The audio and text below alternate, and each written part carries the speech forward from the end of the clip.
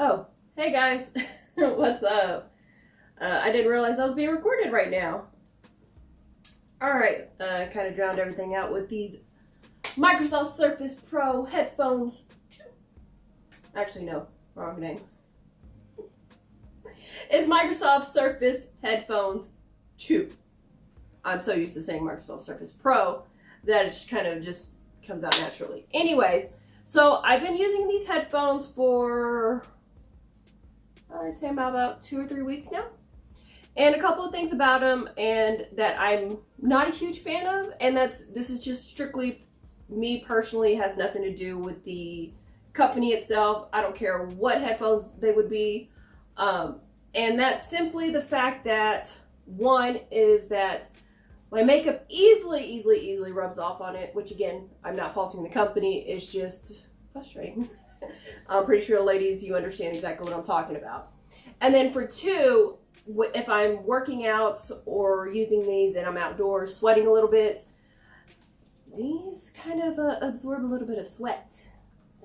As far as me wearing them, I don't have any issues with worrying about the sweat or anything like that. But say if I have the noise canceling on and somebody's, or I need to pay more attention to my surroundings and take them off real quick or something in that nature, I will take them off, maybe slide them off to the side of my face, and I feel that little still where it absorbs the sweat and stickiness.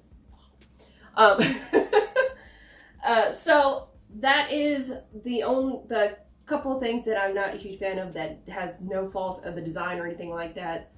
Well, I mean, the makeup doesn't, the part doesn't, but the design is the fact that these are really super squishy, which they're very comfortable, don't get me wrong, but as far as it can easily absorb sweat, luckily I don't think I had too much sweat on these, and I don't see where these are easily removed. So that's a little bit of a downside to it. And as far as the texture to it, to me it reminds me of very soft leather.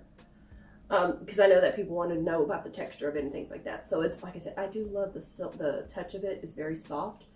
As far as the quality, it seems like it'll last, but however, just like anything else, it will determine on how well you take care of it. So if you're going to baby these, oh yeah, these can easily last, years on end. But as far as, if you're rough with it, throw them around, don't really take care of them, I can easily see them tearing up. So just like anything else, it's a matter of how well you take care of them. And I can easily see this wearing down a little bit too. I can't tell how thick this is, how thick the covering is, unless I ruin these and cut these open, which I really don't want to. So that's a couple of downsides to it. One thing that I did notice that I haven't really seen advertised anywhere else. I haven't, and I will say I have not looked at other people's reviews because I don't want that to hinder anything that any of their influences on my videos. So I will say that much. But as far as maybe like advertisements and things like that, yes, I do look at those. So I haven't seen anybody, or any commercial, should I say, advertise anything about the noise canceling. And the first day that I wore them, one thing that I did notice, it was a bit of a windy day, and if your head turns just right and it catches the wind, if you're having a conversation with somebody, the noise canceling turns on, so it kind of blocks out any type of outside noises, I guess the wind, so it can't interrupt the conversation. If you're wearing these and having these having a conversation with somebody else, it can easily interfere. And so that's a bit of a downside to it, but not something that'll, is a deal breaker for me.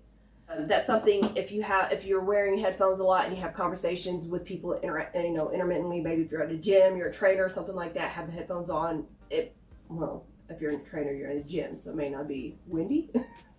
But if you're outdoors, and training and things like that, it may cause some interference with that way. Or if you're, being trained and you're wearing headphones, it can easily possibly interfere with that. It's a great sound quality. And I do like the fact that I did kind of test it out because I don't have any areas that have a lot of high traffic areas, especially, you know, during this time right now. There's not even a place that I really want to go that's high traffic. But I did kind of test it out by making a couple of calls and having my music on pretty loud. And I was told that they hear the music in the background, but as far as hearing me clearly, they had absolutely no problem. I did not call my parents this time, so I did not get to hear my dad fuss at me about how they can't hear me because it's too windy. But when I did talk to somebody, they didn't have any problems hearing me at all. They did hear a little bit of noise in the background, but it wasn't distracting. So I definitely have to applaud Microsoft for that, the quality of sound. As far as the gestures, I was playing with those for the most part. When I was trying to use the dials to control the ambient sound, it's a bit hard to determine the difference between the levels. And the main difference that I heard in the ambient sounds was when I manually did it through the phone. So that's a bit of a strike on Microsoft, but so you're still gonna have to use in my opinion, you still may have to use your phone for the ambient sound to control the noise canceling. All the other features that I used seem to work out great. One thing that I did like is the fact that I was listening to music. If I got an incoming call, since it's synced up to your phone, it'll tell you who's calling you. So if they're saved in your phone, it'll tell you, you know, mom's calling you or dad's calling you, or however you have it saved into your phone, you know, your friend's calling you. So instead of just hearing, you know, basically like a ringtone or something along those natures. So I did like that fact. Now, is it worth it as far as the cost? I personally think so, as far as the quality. Especially, I mean, the majority of times, what are you going to use your headphones for? To listen to music or watch a movie. So it does its job. It's exactly what it's intended for. It has great quality sound. The volume is very, very, it can be very loud. Of course, depending on the setting that you have it on. So I do know that I did go over some of the specs in my first introduction video, but for those that haven't seen it, either one, you know, you can go pause the video and go check it out and then continue this video, or just continue this video because I'm going to go over them right now. So a couple of things about it. They're very, like I said, they are very lightweight. They're comfortable. As far as the sound pressure level, it's going to be 115 decibels that, you know, for your hearing.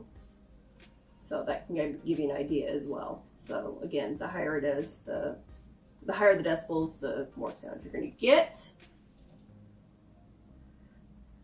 And as far as the battery life, how long do these babies take to charge? So if it's completely dead, it's going to take less than 2 hours to get a full charge. So not too long.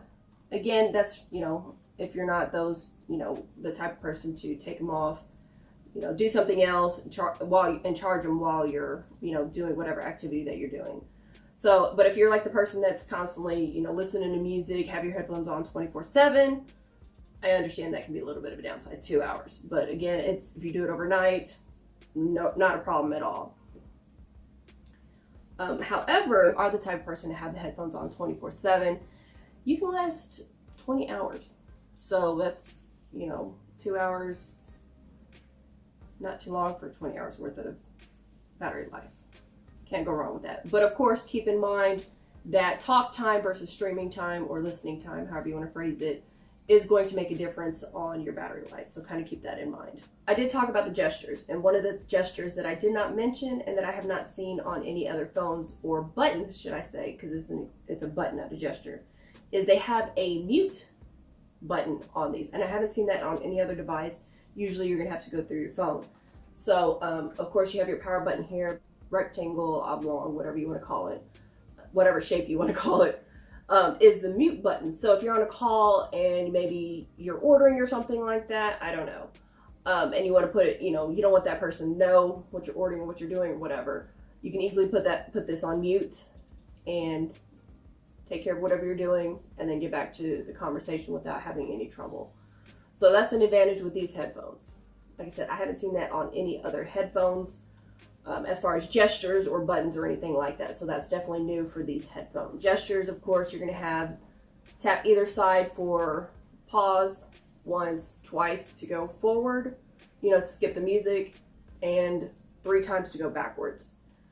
You have your volume on the right side and then the noise cancellation on the left side. And what do I mean by that? You have this little dial on both sides. So that kind of covers that. Are they worth the cost of $250? I think so, as far as, like they said, the sound quality and everything like that. There are a few things that I would like to see tweaked, maybe on the 3rd version. If there's anything that you have any questions on, please let me know. I hope I covered everything. If not, again, I will do my best to try and answer them. In the meantime, make sure that you subscribe to Jazzy Reviews, as well as my other YouTube channel, Jazzyfoodz. In the meantime, stay tuned and stay jazzy. Thanks for watching, guys.